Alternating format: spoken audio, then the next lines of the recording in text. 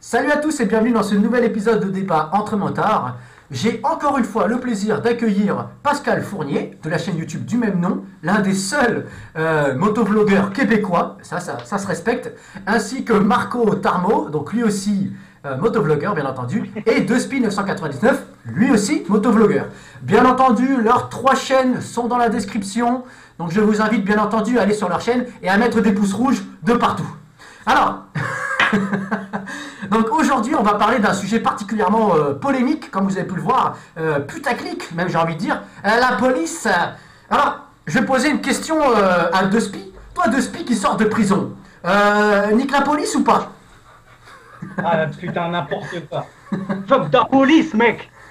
Non, plus, plus sérieusement. Moi j'ai envie de te parler un petit peu d'étymologie. Est-ce que je peux me permettre sur ce débat? Non, tu ne peux pas. Bon, alors je vais parler d'autre chose. Non, mais je vais en parler quand même. Ah mais je déconne, bien sûr, vas-y. Ouais, police, c'est politia en latin, qui est un mot qui vient aussi du grec politeia. Et ça veut dire quoi? C'est le régime politique, c'est la citoyenneté, c'est la cité. Donc une notion de citoyen. Ouais. Et donc, finalement, la police, ça sert à quoi? Normalement, théoriquement, socialement, politiquement, ça sert à protéger et servir le citoyen. Voilà, ça j'ai quand même envie de le dire. Après, est-ce qu'en termes de pratique, c'est la même chose? Ça, c'est un autre débat. Voilà ce que je peux dire pour le moment. D'accord. Pascal. Oui, Bah vas-y, la cocos mon gars, hein. Fais-nous entendre ton bel accent québécois. Qu'est-ce que tu penses de la police? j'ai aucun problème avec la police. J'ai même des amis La police, c'est policiers. la tête. Puis, c'est ça. Je fais ce que j'ai à faire, puis comme ça, j'ai pas de problème. Puis quand je suis stressé, ben, je sais exactement que c'est de ma faute. C'est soit que mes silencieux sont trop bruyants ou j'ai de quoi me reprocher. D'accord. Alors justement, Pascal, il vient de faire un point assez particulier. C'est la peur de la police. Alors ça, c'est un point sur lequel moi, je trouve ça particulièrement intéressant parce qu'on peut le voir notamment sur YouTube. Dès que tu as une vidéo avec écrit police, alors c'est parti. Le nombre de vues, il explose. Je sais pas pourquoi il y a une telle fascination autour de la police et une certaine crainte aussi. Et moi, j'ai l'impression, mine de rien, je vais demander à Marco pour voir s'il est d'accord, mais j'ai l'impression que les motards se sentent peut-être un peu plus visés par la police. Moi, personnellement, je le ressens. Quand je suis en moto et que je passe pas loin de la police, j'ai toujours l'impression que s'ils veulent me mettre la mort sur quelque chose, ils peuvent. J'ai beau avoir tous les niveaux nickel, des pneus neufs, etc. Je me dis, s'ils veulent me mettre la mort, ils le peuvent. Marco. Bah, disons que c'est vrai qu'en tant que motard, on est plus facilement, je pense, entre guillemets, verbalisable ou contrôlable ou tout ce que tu veux que peut-être un automobiliste. Encore, je dis ça, j'en suis pas sûr. Mais c'est vrai qu'avec ce qui se passe en France en ce moment, au niveau de la répression, au niveau des lois, etc., il y a clairement un haro qui est mis sur les motards, ce qui fait que la police, en tout cas les forces de l'ordre, sont plus susceptibles d'intervenir et de nous contrôler que peut-être les automobilistes où il n'y a pas grand-chose qui change à leur niveau, quoi. Enfin voilà, entre les histoires des gants obligatoires, les histoires des pots, des histoires de puissance, tout ça. Mais personnellement, moi, j'ai jamais jusqu'à présent eu de problème particulier avec la police, ce qui ne veut pas dire que je ne fais pas attention à ne pas me mettre en faute ou les attirer, tu vois. Despy. Moi, je crois, en tout cas, c'est pour ma gouverne personnelle, que j'ai une moto et j'ai une voiture. Bon, comme ça, au moins, c'est un cas d'école très, très évident. Quand je suis en voiture et que je roule normalement et qu'il y a un contrôle de police, en tout cas que je vois les forces de l'ordre, je suis tranquille. Sauf si, évidemment, je roule comme un taré ou que je roule un peu rouge. Mais je suis tranquille. Dès lors où je suis sur ma moto et que je roule tranquille, eh ben, il y a quelque chose qui me dit, c'est moi qui vont arrêter, c'est moi qui vont interpeller parce que je suis un motard. Et ça, c'est moi qui le ressens comme ça, mais je ne sais pas si on pourrait donner des statistiques par rapport à ça. Le motard est quand même reconnu comme quelqu'un de dangereux, comme quelqu'un qui se tue, comme quelqu'un qui se blesse. comme quelqu'un qui a donc une machine ultra puissante et qui déroge assez souvent, il faut l'avouer, aux règles de la circulation routière. Donc moi, en tout cas, la peur du policier quand je suis en moto, elle est là et je l'assume entièrement. J'ai une petite trouille à chaque fois. Alors moi, personnellement, j'aimerais rebondir sur ce que vient de dire Duspi. C'est un discours que personnellement j'entends. C'est peut-être pas à ce point-là pour moi, mais c'est vrai qu'effectivement, il y a un petit peu de ça. Et moi, j'ai l'impression, alors je vais demander après à Pascal ce qu'il en pense, et moi, j'ai l'impression qu'on se sent un petit peu plus visé parce que quelque part, c'est dans la nature du motard. Pourquoi? Parce que les motards sont quand même des gens qui conduisent des machines souvent très très très puissantes, avec un rapport poids-puissance exceptionnel. C'est-à-dire qu'une moto, par définition, c'est un peu plus déjà une machine, et c'est déjà souvent aussi un peu plus des bombes, d'accord, que la voiture lambda. C'est-à-dire que concrètement, je te prends une moto lambda, je sais pas moi, une CB500 ou une Bandit, et je te prends une voiture lambda, une Clio ou une Twingo, eh ben ça n'a rien à voir quoi. La CB500, elle est quand même si c'est une moto entre guillemets de base, eh ben elle est quand même vachement puissante. C'est-à-dire qu'avec ça, tu peux quand même envoyer du lourd. Alors qu'avec une Twingo ou une Clio, pas nécessairement. Et je verrai un deuxième point, c'est que mine de rien, les motards sont souvent dans des zones grises législatives. Le plus bel exemple que je trouve, moi, c'est l'interfile. Donc le filtering, comme on dit chez vous les Américains et les Canadiens. Le filtering. C'est-à-dire que quelque part, voilà, c'est toléré, mais jusqu'à très récemment, hein, maintenant c'est autorisé dans certaines zones, mais jusqu'à, voilà, depuis toujours, globalement, ça a toujours été seulement toléré. C'est-à-dire que légalement, hein, c'était pas tout à fait... voilà, c'était des zones grises. Donc, et puis on pense aussi notamment à l'état des motos, qu'une moto est beaucoup plus sujette à des personnalisations un petit peu borderline. C'est-à-dire le mec qui met des clignots qui font cette taille-là, et des trucs dans le genre. Modifier les clignots sur une voiture, ça se fait, mais tu changeras globalement la couleur ou des trucs comme ça. Tu ne pourras pas changer un clignot comme ça d'origine en un truc tout petit comme ça. Voilà. Pascal, est-ce que tu aurais quelque chose à réagir sur tout ce que je viens de dire? Ou sur autre chose? Ben oui. Moi, depuis que je suis motocycliste, là, j'ai eu, je sais pas comment de motos. J'ai autant de motos que d'années d'expérience en moto. Puis j'en ai eu beaucoup de modifiés, beaucoup des épaves aussi. Des clignotants gros comme ça, j'en ai eu. Mais j'ai toujours été stressé de rencontrer la police. Des silencieux bruyants, j'en ai tout le temps eu. J'ai tout le temps eu quelque chose sur mes motos qui a fait que j'avais de quoi me reprocher. Fait qu'à chaque fois que je voyais une police, ben, j'étais toujours en stress. Fait que je me sentais tout le temps visé. Mais finalement, c'est moi qui cours après, là. Fait que la dernière moto que je me suis acheté en 2015, mon Road Glide, je l'ai laissé stock avec les silencieux d'origine, les clignotants, là, moi je dis des flashers, là. Ben, c'est drôle, je suis plus stressé. Je vais n'importe où, dans n'importe quelle ville, parce qu'ici au Québec, il y a des villes assez spéciales là, qui sont pas mal plus sévères que juste le fait d'être une moto, tu rentres, les policiers te regardent. Mais ça, c'est vraiment des cas isolés, c'est des municipalités isolées. Mais je vais dans ces municipalités-là avec ma moto, puis je suis même plus stressé. Avant ça, c'était « Ah non, je peux pas passer là, je peux pas passer là ». Mais là, ça me dérange plus. Éventuellement, je veux changer mes silencieux pour avoir de quoi un peu plus bruyant, mais quand même pas trop.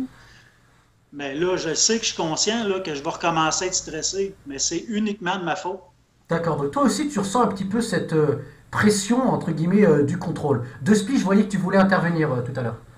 Bah, je crois que j'en avais déjà parlé dans un ancien débat. Il ne faut pas oublier que le français, c'est quelqu'un qui a du mal à se discipliner. Et donc, bah, qu'est-ce qui se passe? C'est systématiquement la sanction qui marche, qui fait effet.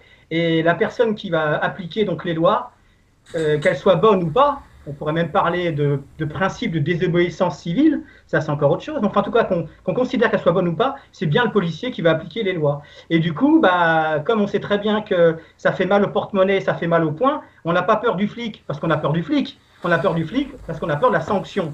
Voilà. Et justement, pour un petit peu rebondir sur ça, on pourrait peut-être aussi un petit peu développer... comment on pourrait dire ça? Quand le flic quand le policier, on va parler un peu correctement quand même, quand le policier nous interpelle en quelle qualité? Il nous interpelle en qualité de policier lambda ou il nous interpelle en tant que policier lui-même motard? Voilà. Et du coup, est-ce qu'il est motard dans sa vie privée ou est-ce qu'il est en plus motocycliste policier? Parce qu'alors là, je crois qu'on est encore plus apeuré, on va dire, parce qu'on sait très bien que le motocycliste motard connaît à la perfection le monde de la moto. En général, les mecs qui ne sont pas devenus motocyclistes par hasard, c'est des passionnés. Et donc, lui, il va savoir très bien reconnaître l'état de notre moto. Il va très bien analyser notre comportement s'il nous a grillé. Il va bien savoir si on a des pièces d'origine ou pas, le pot s'il est trafiqué ou tout. Voilà. Et là, du coup, le motocycliste policier, alors lui, il me fait très peur. Alors moi personnellement, je suis pas d'accord avec. Je suis pas d'accord. Yes, on n'est pas d'accord. Wouh.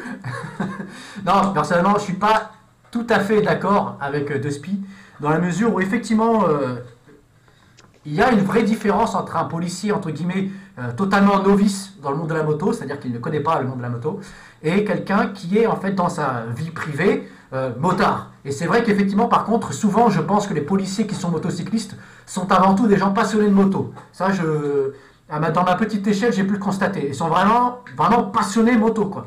Mais moi, personnellement, je préfère 1000 fois me faire contrôler par un policier motard que par un policier qui ne connaît rien. Parce que mine de rien, aujourd'hui, là-dessus, je pense que là-dessus, on va pouvoir un petit peu enchaîner. J'ai l'impression, moi, que les policiers ont quand même un travail vachement ingrat. Parce que ils ont la responsabilité d'appliquer des lois qui souvent sortent du chapeau, quoi. Genre, tiens, hop, alors, gants obligatoires, pastilles pour aller, hop, interdiction de circuler avant 2000. Et après, le policier, tu lui donnes ça, il fait, vas-y, applique. Alors, le gars, il va regarder, il fait, ouais, enfin, t'es gentil, toi, mais comment? Avec quels effectifs? Combien est-ce que je fais payer? Quel degré de tolérance je peux avoir? Et toutes ces questions-là, font que mine de rien, c'est vrai que c'est un travail ingrat. Et j'ai l'impression que mine de rien, un policier motard a beaucoup plus de compréhension parce qu'il sait que quelque part, bon, c'est difficilement applicable. Hein. Par exemple, un truc débile, si le mec il est motard et que, parce que souvent mine de rien, ils aiment bien les sportives, les policiers, les gendarmes motocyclistes. Et donc les mecs, ils ont des sportives. Et vous ne montrez pas de la tête que ça doit ressouiller quand même pas mal, tu vois, dans la vie privée et en cachette. Marco, est-ce que tu aurais quelque chose à dire là-dessus? Ouais, oui, je suis complètement d'accord avec toi. Ouais. Et en plus, j'amènerai une nuance une différence entre les policiers et les gendarmes, parce que c'est tous les deux des représentants des forces de l'ordre, et selon qu'on est en zone rurale et urbaine, ou urbaine, on a affaire aux uns ou aux autres. Et moi, je vois une différence aussi entre la police et la gendarmerie. Les motards, alors tous les gendarmes ou tous les policiers ne sont pas motards, mais ceux qui sont en moto sont la plupart du temps, comme vous le disiez, des gens passionnés, et en particulier les gendarmes. Alors pourquoi ça, j'en sais rien. C'est un constat que j'ai fait.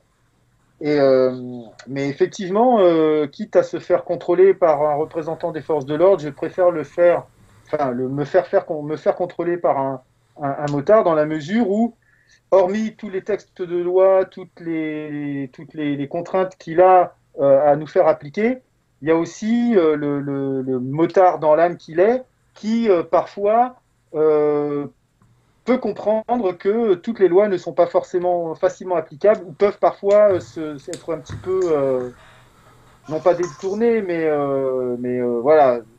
C'est pas, voilà. Et du coup, il y a une espèce ça rejoint un autre débat qu'on a fait à un autre moment qui est l'esprit motard. Et l'esprit motard prend peut-être le pas sur le représentant de la force de l'ordre. Et ça permet d'avoir une meilleure compréhension et parfois de passer à côté d'une amende ou d'un retrait de permis ou d'un retrait de points ou ce que tu veux, quoi. Despy. Alors, je suis d'accord avec toi, Marco, et en même temps, c'est à double sens. Donc, t'es pas d'accord? On va éviter de dire je suis d'accord à chaque fois, là. Bon, bah, je suis pas d'accord, tu dis que de la merde. Ah ouais, voilà. Ouais. Je suis d'accord avec toi, Desti.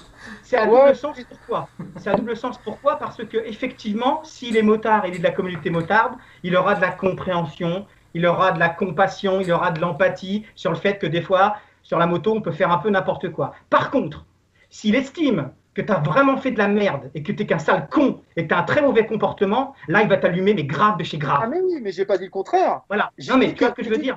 Et du coup,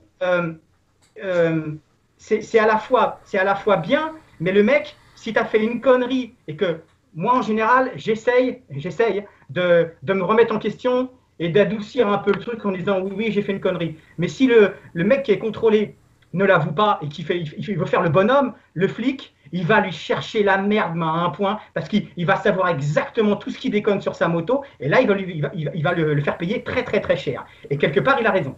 Moi j'ai une question pour Pascal. Après, vas-y Marco, et après je pose une question à Pascal.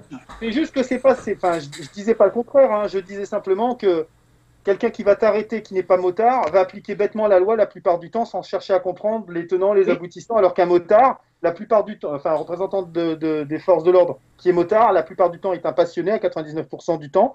Et si effectivement tu as eu un comportement dangereux, machin ou quoi, il va appliquer la loi, il aura raison. Par contre, si effectivement il t'arrête parce que tu es à 10 ou 15 km au-dessus de la machin, la plupart du temps il va fermer les yeux, il va même pas faire le tour de la moto, il va dire bon allez c'est bon pour cette fois, voilà. J'ai jamais dit, par contre, que le motard va tout laisser passer, contrairement à celui qui n'est pas motard qui va t'aligner. Non, non. Et de toute manière, un motard responsable, c'est un motard qui a conscience des dangers, qui applique les limitations, les règlements, machin, etc. Et voilà. Après, chacun fait ce qu'il veut. Hein.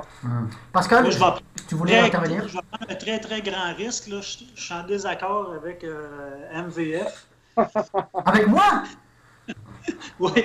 Attention, quand tu dis que les lois probablement qui sont pigées comme d'un chapeau, puis il faut appliquer cette loi-là, je suis plus ou moins d'accord avec ça. C'est sûr que des fois, il y a du zèle. C'est juste qu'on n'est pas conscient pourquoi que telle loi a été appliquée, pourquoi telle loi a été appliquée. Prenons par exemple là, un garde-fou, tu sais, le petit morceau de plastique en dessous de l'aile, en arrière, pour le pneu. Ouais, le garde-boue. La plupart des motocyclistes, mettons, de motosport, ils achètent la moto, puis il n'est même pas sorti du magasin, puis ils enlèvent ça. Mais moi, j'ai suivi une moto style Pro Street. J'ai été à Laconia d'un Bike Week, puis je suivais ce motocycliste-là, c'était un de mes amis. Puis j'arrêtais pas de recevoir des roches. Non, c'était pour Marco, c'est pour Marco. Là, je suis vraiment déçu. Le mec, il a prévu tous les mots. Il a tout prévu, les gars. Fait que, s'il vous plaît. Fait que je suivais cette moto-là, puis j'arrêtais pas de recevoir des roches. J'en recevais d'en face. Ça a pris du temps avant que je me rende compte que c'est lui qui me projetait des cailloux dans les airs. Là. Tout ça parce qu'il n'y avait pas cette aile-là. Il y avait une petite aile qui était juste sur le dessus du pneu. Fait que ça sert à quelque chose, ça, ce morceau de plastique-là. Les clignotants, c'est la même affaire. Un moment donné, je me suis fait arrêter par un policier, puis il ne m'a pas donné d'amende. Mais il m'a dit, tes flashers, tu trouves pas qu'ils sont petits un peu? Puis en plus, qu'il était petit, il n'était pas vraiment voyant. Il m'a dit, ben, c'est ta vie, c'est tes affaires. Je vais te laisser aller, mais c'est vraiment ta vie, là. Mais aujourd'hui, peut-être 15 ans plus tard, je me promène avec un road glide. En pleine journée, je me promène sur les hautes. Fait que mon phare en avant, là, il est au plus fort. Parce que je veux être vu. J'ai ce sentiment-là aujourd'hui de vouloir être vu, de ne pas être à risque. Fait que non, aujourd'hui, je ne rétrécirai pas mes clignotants, je ne rétrécirai pas mes miroirs non plus parce que je veux voir en arrière ce qui se passe, surtout avec les textos. Fait qu'il y a des réglementations qui ont été passées que le motocycliste qui veut une moto super belle, rabaissée, pas démunie de clignotants puis de miroirs puis tout ça, c'est sûr qu'il est toujours frustré de toutes ces lois-là. Mais c'est pas juste des lois tirées dans un chapeau, selon moi. Là. Après ça, les policiers, c'est sûr qu'il y en a qui font un petit peu plus de zèle que d'autres. Mais en général, s'il y a une loi qui a été appliquée, c'est parce qu'il y a eu des plaintes ou c'est parce qu'il y a eu des accidents puis il y a eu de l'abus. Ouais, en fait, moi, pourquoi est-ce que je disais qu'il sortait un peu du chapeau? En fait, c'est parce que je rebondis sur l'actualité française, où en ce moment, voilà, on a été quand même servi, là, hein, c'est bon, là, on a tout eu, là, tapis. Ce niveau motard, c'est-à-dire qu'on a eu plein d'obligations et de nouvelles lois pour les motards. On a eu l'autorisation de l'interfile, on a eu l'obligation de gants homologués, on a eu la restriction de circulation à Paris des véhicules d'avant en 2000. On a eu maintenant, il y a l'espèce de vignette pollution qui va arriver. Alors en fait, c'est pour ça que je réagissais là-dessus. Vas-y Marco. Le contrôle technique? Oui, le contrôle technique aussi, qui est pas encore appliqué, mais voilà, c'est en train. Et en fait, voilà, et beaucoup de motards Alors, après, on est là pour en débattre, hein, mais beaucoup de motards ont l'impression que ces règles-là, en fait, sortent du chapeau ou sortent de l'esprit d'un technocrate totalement éloigné de la réalité. Alors, après tout ça, on va en débattre, hein, mais pas pour aujourd'hui. Mais c'est vrai que je trouve, mais bien sûr, Pascal, je te rejoins quand tu dis que, bien entendu, la plupart des lois ne sortent pas du chapeau et sont forcément une réponse à un objectif. Voilà, De Spi, je te vois impatient là. Ouais, ça m'énerve. Enfin, une fois de plus, ces lois-là, elles n'ont pas été, elles viennent pas du chapeau justement. Elles ont été très, très, très, très bien réfléchies parce que, une fois de plus, ça va faire entrer de l'argent. Je suis persuadé, mais ça j'assume qu'il y a encore des grands lobbies derrière tout ça qui interagissent avec nos politiques parce qu'il y a encore de l'argent à faire. C'est un nouvel impôt. On parlait du contrôle technique tout à l'heure. Voilà, moi ça m'énerve. Ça, c'est le premier point. Après, deuxième point, je suis conscient que le policier doit faire appliquer les lois. Il n'est qu'un sujet. Il est finalement quelque part instrumentalisé par les politiques pour agir et pour donc mettre les lois en place. Après, on en parlera. Après, voilà, moi, c'est effectivement l'excès de zèle qui m'énerve. Il y a l'autorité, et je considère qu'un policier doit être autoritaire, et il y a l'autoritarisme. Et moi, ce qui m'embête, et c'est peut-être les rapports que j'ai toujours eus, les pots de vin, c'est peut-être les rapports que j'ai toujours eus avec la police. J'aime pas trop les personnes qui vont faire abus de cette fonction, abus de pouvoir, et qui vont exercer une espèce de pression, déjà qui tutoient certains jeunes 50, et ils n'ont pas à les tutoyer. Je suis désolé, c'est monsieur, un point c'est tout. Et c'est un être à part entière comme un autre, ou qui vont justement, parce que tu es soumis inconsciemment à la peur du motard, exercer une pression sur des gens qui ont des fois pas fait grand-chose, qu'on roulait à 55 au lieu de 50. Et c'est ça qui m'énerve, parce que c'est plus dans la dissuasion que dans la prévention. Voilà. Et à mon avis, cette peur du policier, elle est intimement liée à cette espèce d'abus d'autoritarisme de certains policiers. J'ai bien dit certains. Mais moi, je rejoins De Spi, et je peux y mourir. Hein. C'est vrai que je rejoins De Spi là-dessus, c'est vrai que mine de rien. Mais après, il y a certains policiers, et je tiens moi aussi là encore à appuyer sur le certain, d'accord. Et donc c'est une minorité, mais c'est vrai que malheureusement, je pense que c'est propre à la fonction même de policier. Parce que vu qu'en fait on donne une grande responsabilité, voilà, on donne une grande responsabilité à ces gens-là.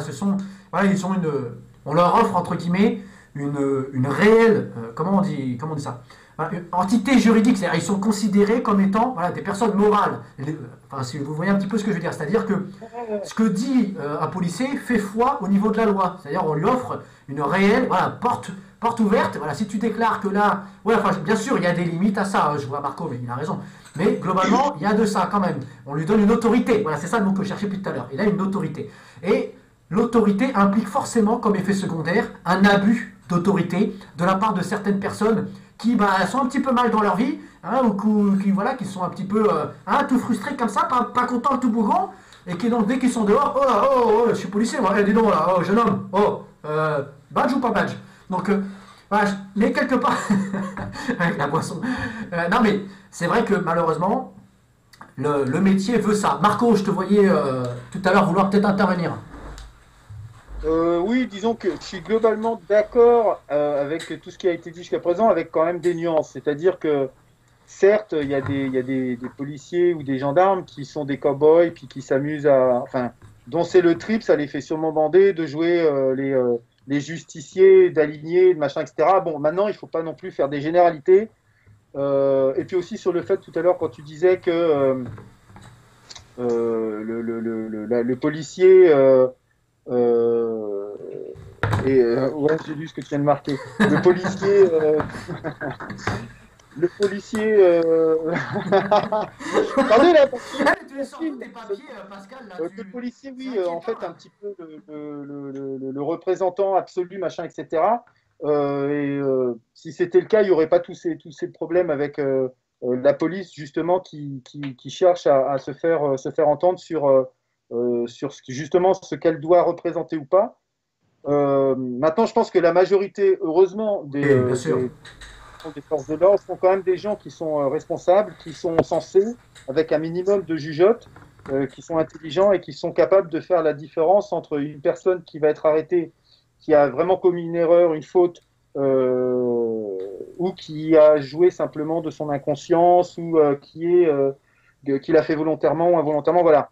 C'est-à-dire que moi, je suis peut-être plus nuancé que vous dans le fait que il faut pas mettre tous les crabes dans le même panier. Pascal,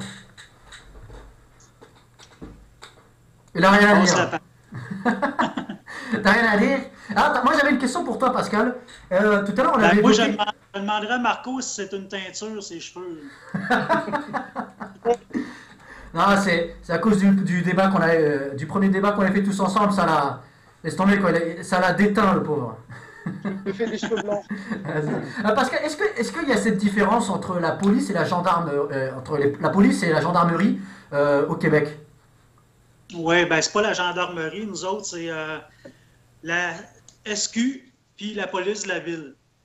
D'accord. C'est sûr que c'est un peu comme vous autres, là, la SQ, ça va être plus la campagne, les autoroutes, puis la police de la ville, ben, c'est en municipalité. C'est la fédérale. Est-ce Oui, que il y a une vous différence. aussi... En général, le fédéral, les polices de ville sont un petit peu plus sévères. Puis on explique ça parce que c'est en ville qu'il y a le plus de plaintes. C'est en ville que le monde sont plus dérangés par le son, par les vitesses excessives. C'est pas faux, C'est ça. plus dangereux en ville que sur l'autoroute. En général, la SQ, qui sont plus ces autoroutes puis en campagne, sont moins sévères, vont nous laisser plus aller. Je ne sais pas s'il y a des quotas. Ça, c'est un peu... pas une légende urbaine, mais en tout cas, ça se parle. Puis, je pense que oui. D'après moi, les policiers ont des quotas à respecter de billets à remettre. Mais c'est ça, là. Je pense que les SQ sont peut-être ont moins de pression sur les épaules pour donner des tickets qu'en ville. D'accord. Mais, comme je disais tantôt, quand tu n'as rien à te reprocher, ben, tu sais, tantôt, je pense que c'est Despi qui disait quand tu es moteur, quand tu es en auto, tu te fais pas chaler, tu n'es pas stressé quand tu rencontres une police. Mais quand tu es en moto, tu te sens tout de suite ça sellette. Moi, je me sens pas comme ça. Je me suis senti comme ça longtemps. Puis c'est vraiment quand tu n'as rien à te reprocher, en tout cas au Québec, ben, de rencontrer un policier, c'est la même chose en auto qu'en moto, c'est que tu vérifies ta vitesse. Mais moi, je travaille sur la route avec un camion, puis j'ai le même sentiment en camion ou avec mon pick-up ou avec ma moto. C'est toujours, oh, je suis-tu les limites? Mais je ne sais pas si c'est mon âge, qui est 46 ans, je suis rendu... ça ne me tente pas de pogner d'étiquettes puis perdre des points. Ma limite de vitesse a descendu beaucoup, fait que je suis plus stressé avec ça. Là. Quand je vois une police, j'ai moins le réflexe de regarder mon compteur là, parce que je sais que je ne vais pas vite. Donc il y a une évolution. Marco, vas-y. Oui, juste pour dire qu'en fait, parce que je connais les deux, qu'au Québec, c'est beaucoup plus sévère qu'en France. C'est-à-dire que si on mettait les Français, la manière dont roulent les Français au Québec, tout le monde perdrait. On est d'accord, hein, Pascal, hein? Oh oui. Tout le monde perdrait ses licences. Ah oui. On n'est pas du tout. C'est pour ça que parfois, moi qui suis franco-canadien comme mon ami Pascal, j'ai parfois un petit sourire en coin quand j'entends les Français qui se plaignent de s'être fait mettre un ticket, de s'être fait mettre une contravention parce que ils machin. Mais je dis mais c'est parce que les contraventions, tu l'as pas eu parce que tu étais à 2 km au-dessus de la vitesse, parce que tu étais vraiment au-dessus de la vitesse. Au Québec, 10 km, ton ticket, c'est beaucoup plus sévère au Québec.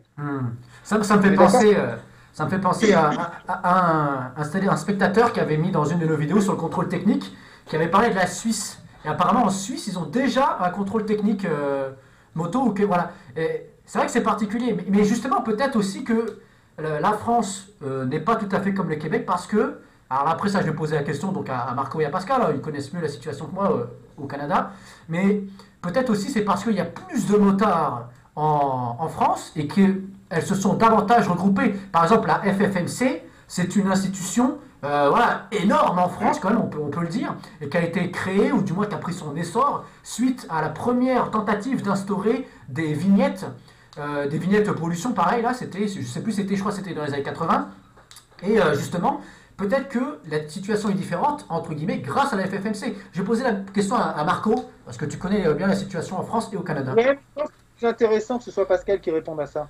Vas-y Pascal. Parce que Pascal le vit au quotidien. Moi ça fait 7 ans que je suis en France, donc. Est-ce que tu sais déjà ce que c'est que la FFMC, Pascal? Non. En gros, c'est la plus grosse association de défense des motards en France. Ça veut dire la Fédération française des motards en colère. Est-ce que vous avez quelque chose comme ça au Québec? Oui, la CAPM. On organise des manifestations qu'on appelle la Journée du loup, puis il y a différentes manifestations dans l'été. Ça ne change pas grand-chose selon moi.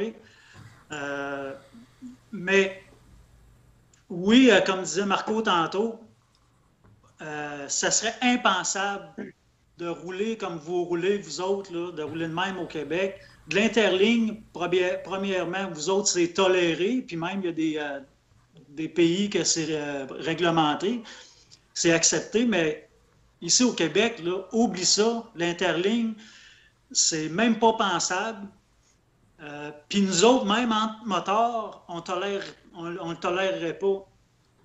On devient tellement intolérant, tellement qu'on est réglementé. Puis je dis pas que c'est pas correct, là, c'est pas une critique, mais moi, je vois beaucoup de vidéos, puis honnêtement, je me sensibilise pour les accidents en regardant des vidéos d'accidents des Français. Parce que l'interligne, ça provoque énormément d'accidents, des changements de voie de véhicules. En tout cas, je vois énormément d'accidents sur des fails d'accidents de moto sur YouTube. C'est quasiment toujours en Europe. Puis c'est toujours de l'interligne. C'est toujours... souvent, c'est la voiture qui est en tort, mais c'est la négligence du motocycliste qui a fait que cet accident-là est arrivé. Puis, comme dans des capsules de vidéos que j'ai vues de toi, t'expliques bien ça, là. On peut bien pointer du doigt les automobilistes. C'est vrai que c'est eux autres qui ont le problème, c'est eux autres qui ont causé l'accident, mais le motocycliste... S'il avait été plus prudent, s'il n'avait pas fait d'interligne, s'il n'avait pas été impatient en arrière du véhicule parce qu'il ralentissait pour tourner, c'est toujours finalement la faute du motocycliste. C'est sa vie à lui là, qui met en danger. Mais au Québec, on est très intolérant avec la vitesse, avec... D'accord. Même nous autres, les motocyclistes, on n'accepterait pas ça, là. C'est ta façon de rouler là, que vous avez. Alors, je vais demander maintenant un petit peu à deux spies d'intervenir, puis comme vous avez pu le voir sur le panneau très très très discret, après je vais faire une petite conclusion. Deux spies, est-ce que tu aurais quelque chose à rajouter? Ouais, bah, je vais conclure si je peux aussi finalement. Eh ben vas-y, avec plaisir. Ouais, moi je crois, tu sais, tu connais mon esprit très ride safe. Je suis le premier à en avoir vraiment marre que tous ces motards se blessent ou se tuent. Donc évidemment, la police a quand même une raison d'être, et heureusement. Elle est finalement le moyen humain de faire appliquer les lois qui, si elles ne sont pas trop abusives, ont tendance à protéger le motard. Et puis par rapport à notre rapport avec la police, parce que je crois que c'est quand même ça, surtout finalement le sens de ce débat, c'est notre rapport avec la police. Moi, ce que je crois, c'est qu'un agent de la force de l'ordre, il sera toujours plus disposé à nous pardonner, à limiter notre sanction, si on a un comportement raisonné, fondé, et qu'on assume quelque part la faute qu'on a commise. Moi, je crois qu'on parlait d'esprit motard tout à l'heure. C'est aussi ça, l'esprit motard. C'est se dire, ouais, voilà, j'ai déconné.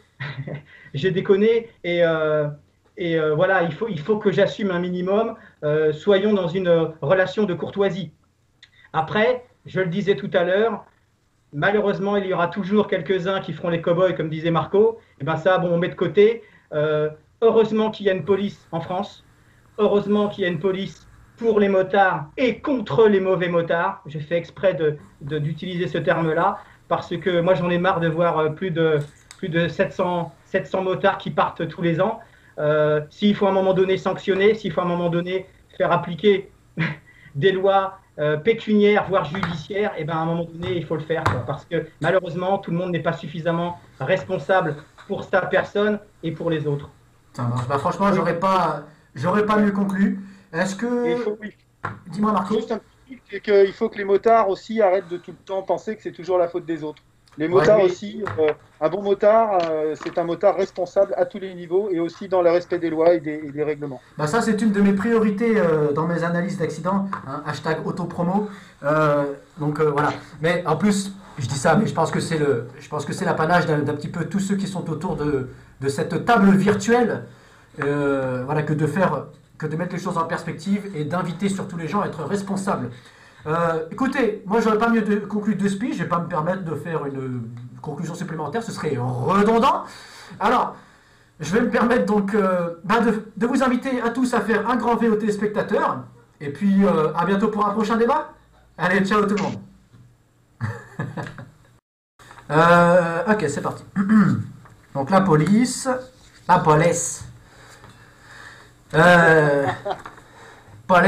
en train de me contaminer avec votre accent. C'est pas le bon soir, ça. C'est pas le bon sang. Tabarnak. Putain, c'est ouais. Tabarnak. Alors, Ouais,